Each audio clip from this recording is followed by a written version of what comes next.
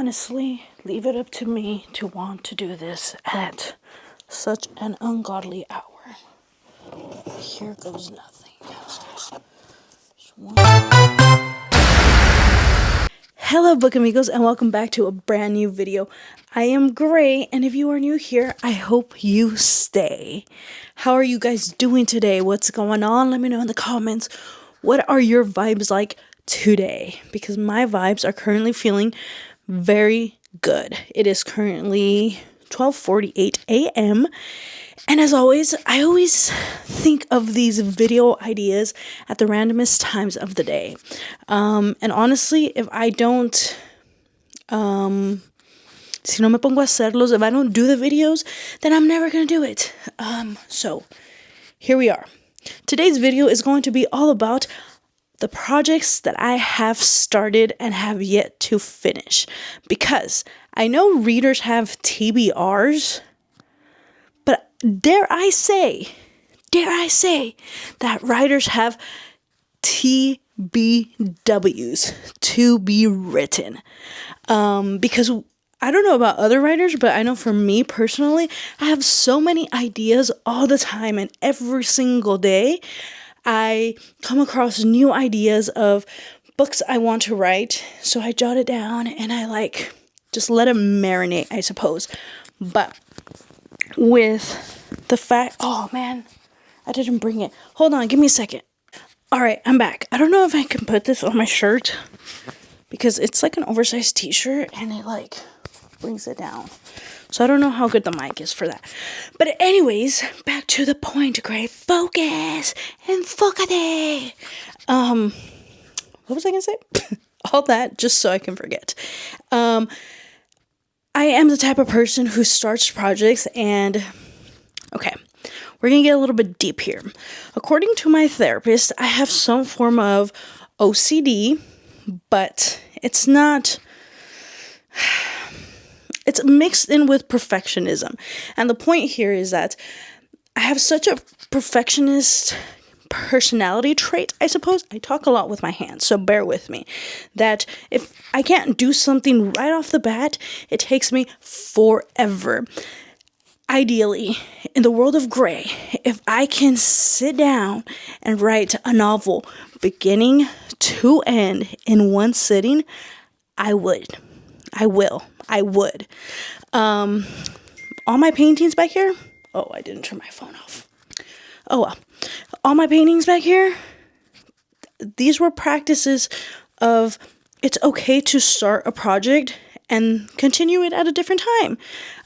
Because that personality trait of mine is what was keeping me from getting anything accomplished.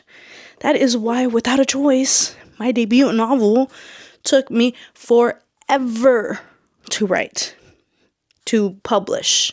It took me 10 years. And you know what? I haven't told anybody this, but the funny part about this is also that Without a Choice was completed, entirely complete. I want to say January, February, March, April, May. Around May, June of 2024. And I didn't release it until August 20th, 2024. And the only holdup was me being doubtful of whether or not it was perfect. But anyways, I'm getting a little too chatty here. Actually, if you haven't yet, please pick up my debut novel, Without a Choice, because it is a story that needs to be read by all you people. It is a story that matters. It is a story of a 22-year-old named Tori who came to the United States as an infant, was brought to the United States as an infant illegally, and at the age of 22, she was deported back to her country, Mexico. She ends up in Cuspala, Zacatecas, and this follows her life in Cuspala, Zacatecas. She encounters abandonment, forbidden love, bicultural shock, trauma, love, forbidden love, LGBT representation, all kinds of good stuff in this book, and it's just gonna pull at your heartstrings and it's gonna make you want to cry, and it's going to make you angry, and it's going to make you think, and it's going to make you want to start conversations that are supposed to be started, especially now during these times that we are currently living in. This is a book that matters, and I don't just say it because I wrote it, but it's a book that matters, and I bet you people down in the comments that have read it will agree with me. Check out Without a Choice. It is linked in the description box, but it is available for purchase on Amazon, and you can also check out the reviews on Amazon. They will tell you what you have to know. But with that being said, Without a Choice took me 10 years, so it was a work in progress for 10 years. And now we're going to get into the work in progresses that I currently have, because boy, oh boy, it's a lot. Okay, I'm back, and I have to clip you guys onto my shirt, and hopefully this works, because I have to carry some stuff, and I need to, show you.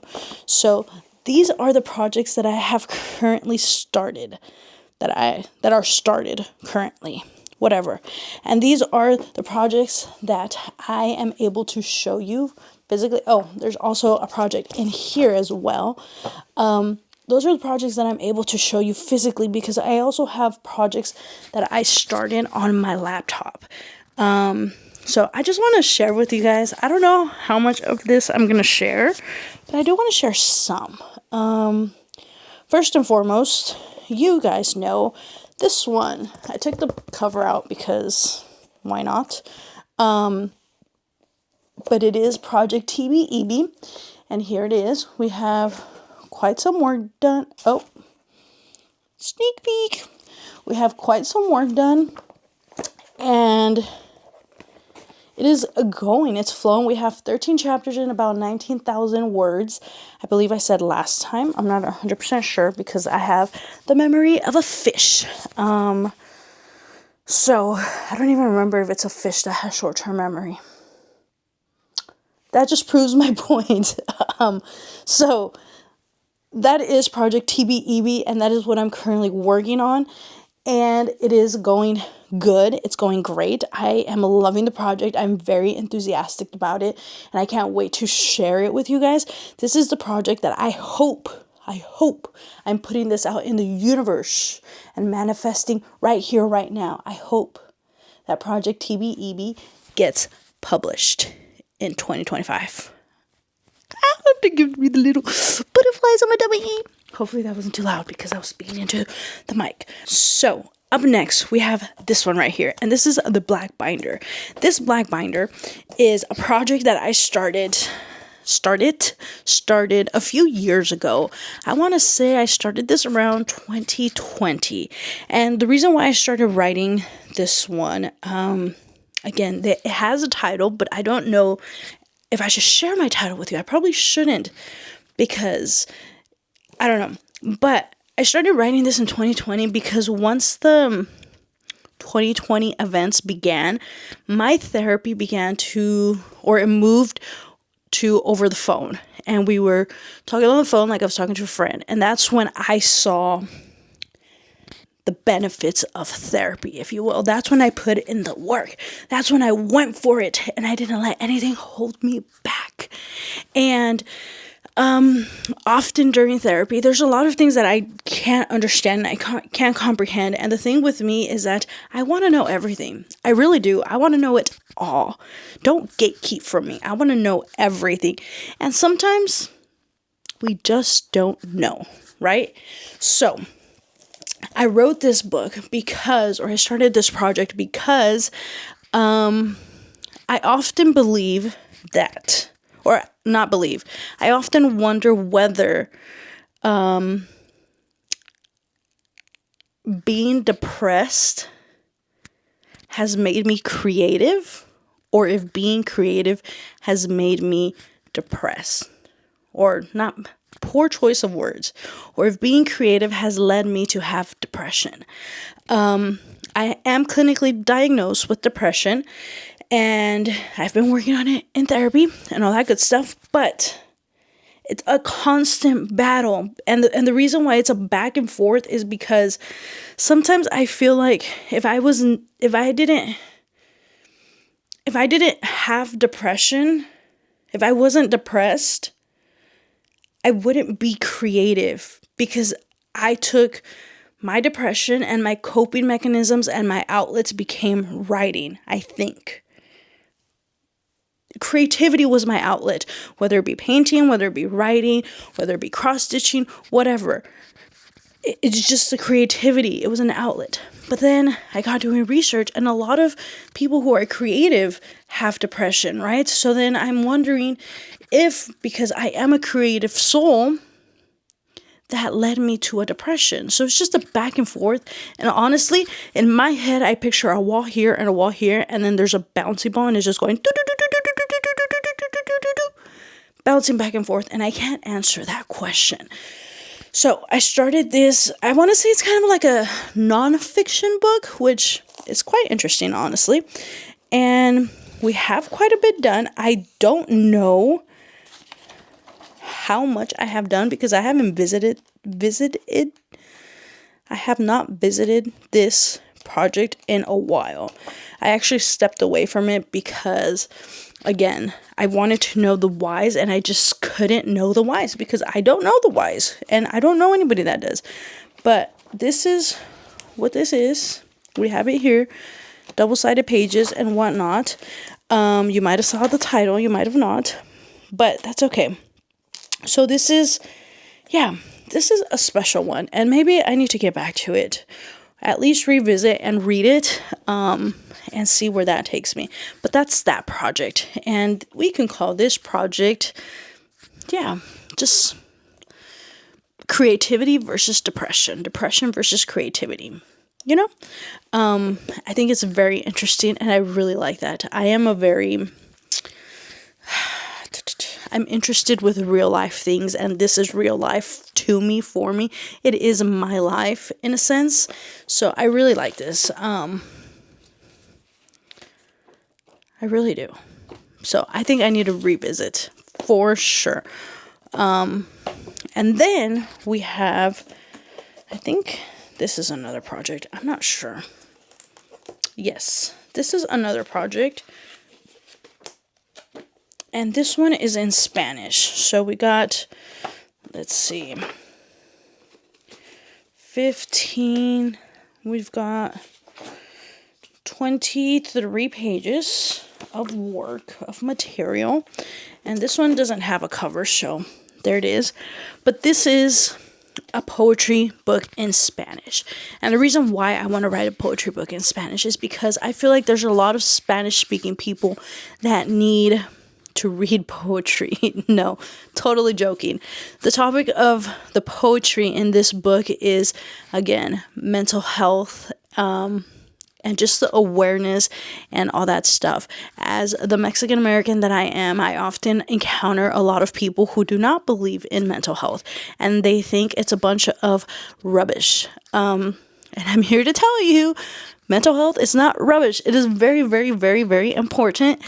And I've taken it upon myself to make sure that I always speak of mental health, because I myself was in a dark place once upon a time, and I don't want people to go through that like I did. So the poetry book in Spanish is designed for those who want to open the door and peek into the mental health world and understand it a little bit more. I don't know, it's something that I feel like I have to do, and it was kind of like Without a Choice. Without a Choice was a book that I honestly quite literally felt like I didn't have a choice. I had to write it. The stories in here are so important to me, and they mean the world to me, and I just felt like I had to share them with the world. They are meant to be known, and it's the same thing with this poetry book, and it's something of, it's just breaking the stereotypes and breaking out the cycle, getting out of that cycle of traditions that no longer apply. And honestly, this poetry book in Spanish was inspired by my parents, because they told me I should write something in Spanish. So I decided, you know what, let's give it a go. So that's what I started. I can share a poem with you guys if you would like. Would you like? Okay, good. So the first poem is, let me see if I have I have the preface, I guess. Es el prefacio. I don't know if that's really how you say it in Spanish, but we're going to go with it. So, it goes as follows. La verdad es que por el transcurso de la vida uno se va dando cuenta de que cada persona solamente ve por sí mismo. Entre la cultura mexicoamericana es notable que el qué dirán es sumamente importante y por esa razón temas de debida importancia como la salud mental son negados. Yo, como víctima y cómplice de negar el tema de la salud mental, he decidido romper el ciclo. Este libro es dedicado a cualquier persona que se pueda relacionar con mis experiencias y de las personas a mi alrededor. Oh my gosh, I was nervous to read that. I did not know I was going to be nervous.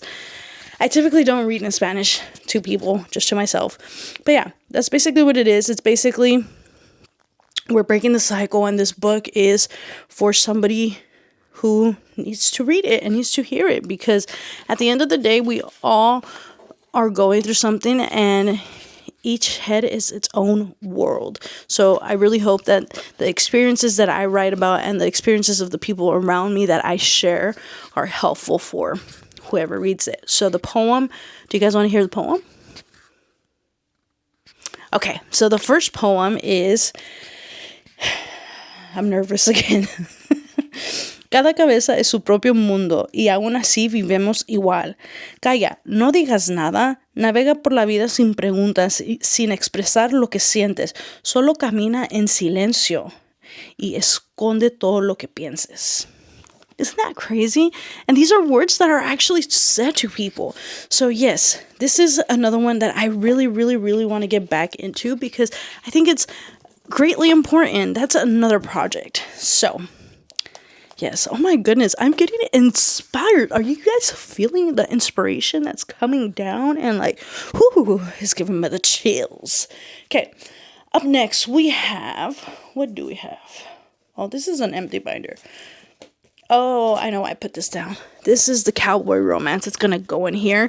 I've already talked about that one. The Cowboy Romance is just something fun that I want to try. I actually want to try to write a novel in Spanish.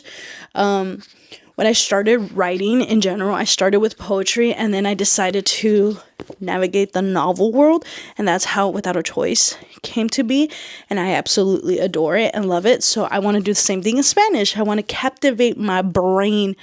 I want to challenge my brain and captivate myself, I suppose, in the sense of like, you can do that. You can do whatever you put your mind to.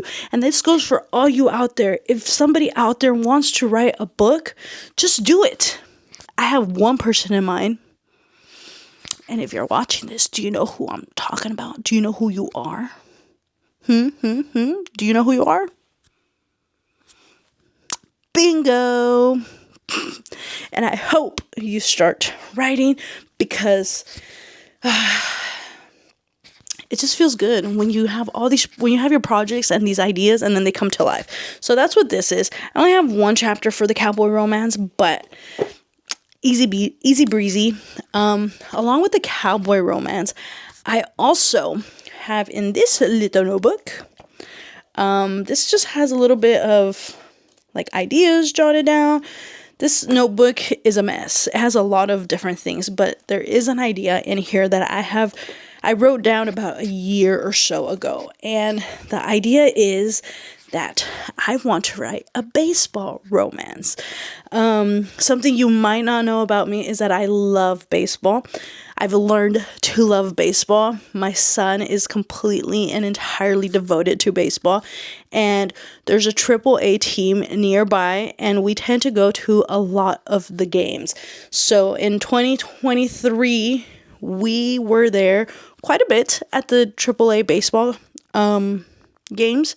And in 2024, in 2023, we were there quite a bit. 2024, I pretty much lived there. So I cannot imagine what 2025 has in store. So I've had this crazy idea that I want to write a baseball romance, but how cool would it be if I were to write it while I'm at the games? So there's usually games I believe, Tuesday through Sunday, and we go to about 4 or 5 of those games. So how cool would it be if I get to go to a baseball game and sit there and write and just let the baseball romance come to life? It would have to be a romance, unless it's like a psychological thriller of some sort. Ooh, a mystery baseball romance. Oh, that would be so cool. Ooh, I need to write that down. So yeah, that's another one. So far I have Project TBEB, Creativity versus Depression, Spanish Poetry, Cowboy Romance, and Baseball Thriller / Romance. Not sure yet. That is 5 things that I have going. And then I have this one. This is actually the first novel that I ever started. And it's still collecting dust. It is not finished, I don't remember, but I have it before me, and it is great. So this is the second manuscript. I don't know what happened to the first one, actually. I think it's somewhere in my bookshelf closet thingy, notebook closet, because it's full of notebooks and writing projects. But check this out. Hopefully I can show you without showing you the title. That is this book. And there is a lot. Also, I feel like I have to sneeze. Give me a second, because I need to show you guys this binder, because I don't know if any of you were in Avid during high school, but if you know what Avid is, then this is going to trigger some memories, and I want to share it. Alright, so I turned the title page, and check these organization skills. Like, how cool is that? Isn't that pretty awesome? So this is... Oh no, it doesn't show the title. This is the first novel I ever started, and it's still sitting here collecting dust. Alright, I had to stick my camera back up there, so hopefully the angles are fairly similar. But that is that story, and along with that, I have... So that is a draft, I suppose. And then we have... Hold on, I don't know why I have a... Sorry, I just licked my fingers. That's kind of gross, but whatever. This is also part of it, and this is chapters 1 through I don't even know, maybe 10, that have been edited again. So this is technically the small binder would be manuscript number 3. But look, I've always told you guys that I am not a planner at all. I start planning and going through things after I start revising the first rough draft. And this is what it's looking like. It's just a piece of cardstock with a bunch of sticky notes. Like a bunch of sticky notes. And I have no idea what's in there, but isn't that kind of crazy? That's just how my brain works. So instead of doing like that cardstock with sticky notes for the Blue-Eyed Barista, that's why I'm going back, and I think I shared with you guys. I'm pretty sure I did. And I'm doing chapter overviews because, I don't know, maybe I can go a little bit in depth and it's a little bit more organized. So I have like this, and then we have like the chapter summaries, if you will. So there's, here, I can show you this one right here. It's like a chapter summary that we have going on. Another one. This one's a little bit longer. This one is a total of about a page. And I'm trying to do it as basic as possible. So I'm just doing simple bullet points and just things that I think are important, and I'm making sure that I make notes of the things I need to fix, I need to add, and if not, just to find possible solutions for what I think is missing. So I'm making that a point as well, and I think that's just a better method than this other cardstock with a bunch of sticky notes. So yeah, this story, however, came to be based off of wanting to be a writer, honestly, and just spending a lot of time jotting ideas down.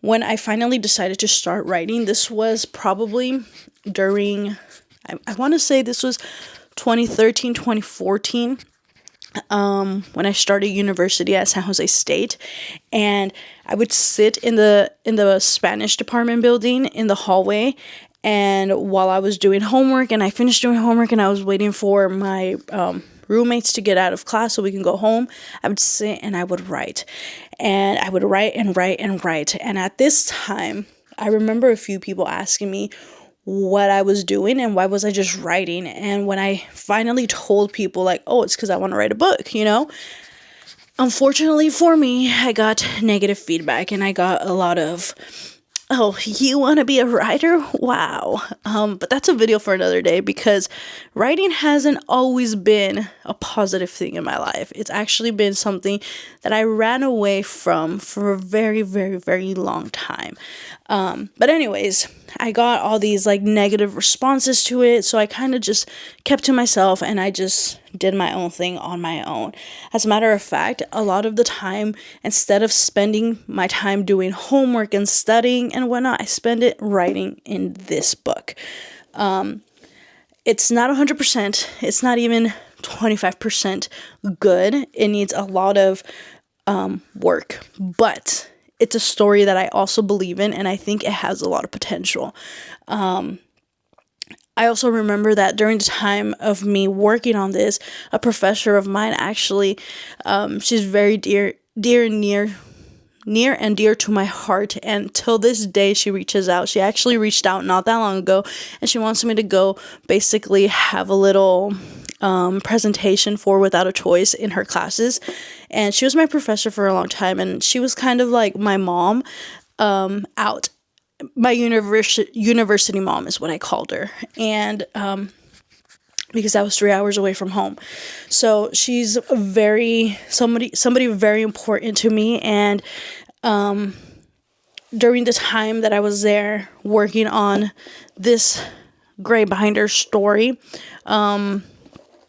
we can call it Project First Novel, she actually gifted me a few notebooks, and she told me, I know you're going to make it wherever you want to go, and I know that you do everything with your heart, so everything you do, I know is going to be great. And I thought that was beautiful. And I keep it close to my heart. I still have the notebooks. I haven't touched the notebooks. I haven't written anything in the notebooks because I want them to be special and remain that way. So, yeah. So that is project number... Ooh, I got a little teary-eyed there.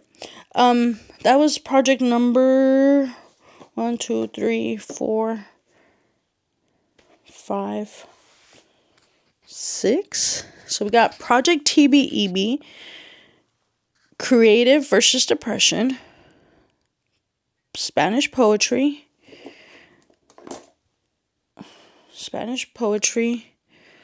cowboy romance, baseball thriller / romance, and Project First Novel. Yes, so that was 6. I have 6 started projects. That is crazy. And I'm sure I can find more. They're in the back of my brain right now. I'm not thinking about them, obviously. So that's that. And I think this is incredible. And I just wanted to share that with you guys. I don't know. I think it's pretty cool. But with that being said, I think we're just going to end the video here because I don't even know what I recorded. I had actually started a vlog for you guys for today, and I was sitting and I was like writing and working on the chapter outlines for Project TBEB, and I decided, you know what? I want to share all the projects that I have started with my bookies, my book amigos. So that's exactly what I did. I stopped doing that. I sat down and I started recording and just went for it. So I'm not sure what you guys are watching or whatever, but I hope you guys enjoyed it. If you did, please give it a thumbs up, leave a comment down in the comment section below. Please don't forget to subscribe. We are almost at 50 subscribers, and I'm super duper excited about that. And also, before I go, I actually want to talk to the writers out there. If you have a dream of writing, of creating something, if you have started a writing project, don't let it go. You are good enough. And you are halfway there. You already thought about it. You started writing it. You're halfway there. And I can guarantee you with my entire being that when you hold this in your hands, it's the best feeling in the world. And you deserve, you, that writer that might be scared or unsure or doubting, second guessing, whatever, you deserve to know what this feels like. I believe in you, and I know for a fact that you believe in yourself. And with that being said, I'm going to get emotional. I just want to say thank you so much for watching this video, and I will catch you in the next one. Toodles! Dang, Gray. 6 projects. 6. Holy smokes. Imagine if you knew about time management. How much you can accomplish. Maybe that's the next video. I don't know. Okay, this time it's for real. Toodles!